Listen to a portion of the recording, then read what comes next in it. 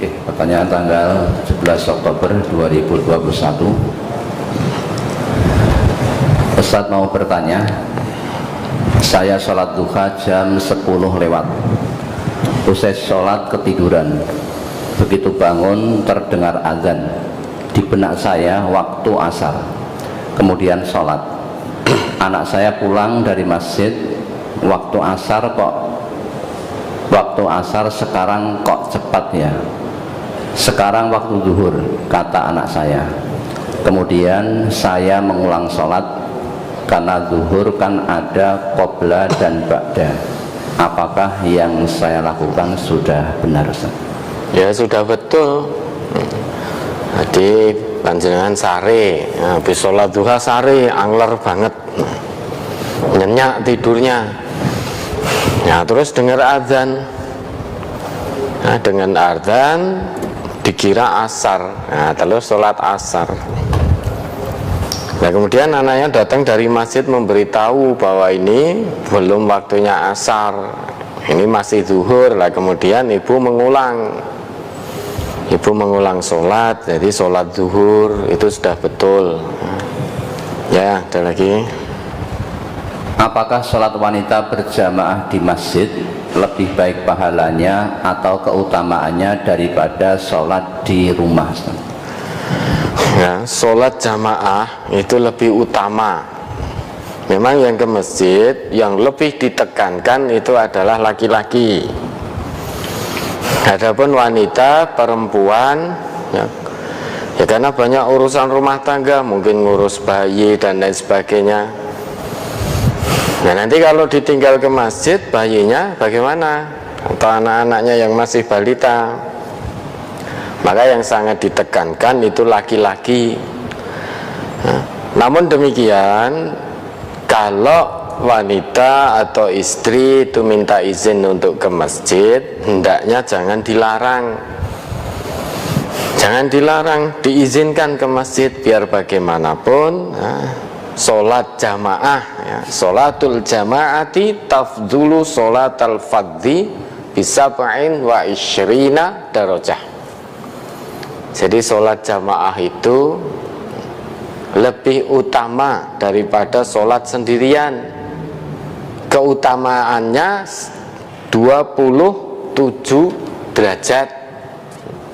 Nah kalau ke masjid, ya itu ya baik. Dalam sebuah sabdanya Nabi kita ngendika, Nabi kita bersabda, man tatahhara. Man berarti siapapun itu, bisa laki bisa perempuan. Man tatahhara fi baitihi.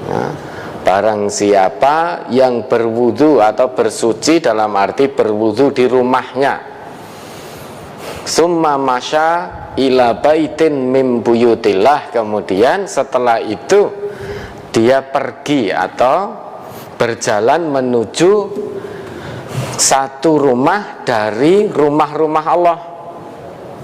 Nah, tujuannya untuk apa? Liyaqdhiya faridatan min faraidillah, untuk melaksanakan satu kewajiban di antara kewajiban-kewajibannya terhadap Allah. Kanat khutwatahu ihdahuma tahuttu khati'atan wal ukhra tarfa'u darajah. Maka dua langkah kakinya, jadi tadi wudhu dari rumah kemudian berjalan ke masjid. Nah, dua langkah kakinya, yang satu itu menghapus kesalahan, yang satunya lagi mengangkat derajat. Itu keutamaan sholat berjamaah di masjid. Nah memang yang sangat ditekankan laki-laki, namun perempuan itu kalau mau ke masjid minta izin, diizinkan. Nabi kita juga bersabda, idza sta'dzanakum imra'atu ahadikum fala yamna'ha. Jika wanita-wanitamu atau salah satu dari wanita-wanitamu atau istrimu itu meminta izin kepadamu untuk ke masjid, maka hendaknya jangan melarang. Suami jangan melarang kalau para istri mau minta izin ke masjid.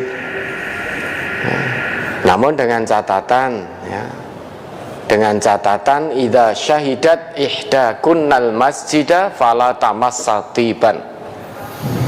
Jika salah seorang di antara para wanita itu hendak ke masjid, maka ada salah satu aturan dari Nabi, jangan memakai wangi-wangian. Wangi-wangian dalam hal ini ya kalau sekarang ini mungkin semacam parfum, karena bisa menimbulkan fitnah. Jadi para istri wanita itu boleh ke masjid dengan catatan izin, ya. Pertama izin, kemudian jangan memakai wangi-wangian. Lah kalau mandi pakai sabun wangi bagaimana? Boleh, boleh kalau pakai sabun. Yang tidak boleh itu mungkin sekarang tip itu ya parfum itu. Pokoknya wangi-wangian bau yang mengundang fitnah itu yang tidak diperbolehkan. Dan jamaah di masjid itu keutamaannya banyak, ya, tadi disebutkan dalam hadis Nabi tadi, 2 langkah kaki kita menuju masjid, yang satu menghapus kesalahan, yang satu mengangkat derajat. Biar bagaimanapun, ya, sholat jamaah lebih utama daripada sholat sendirian dengan 27 derajat.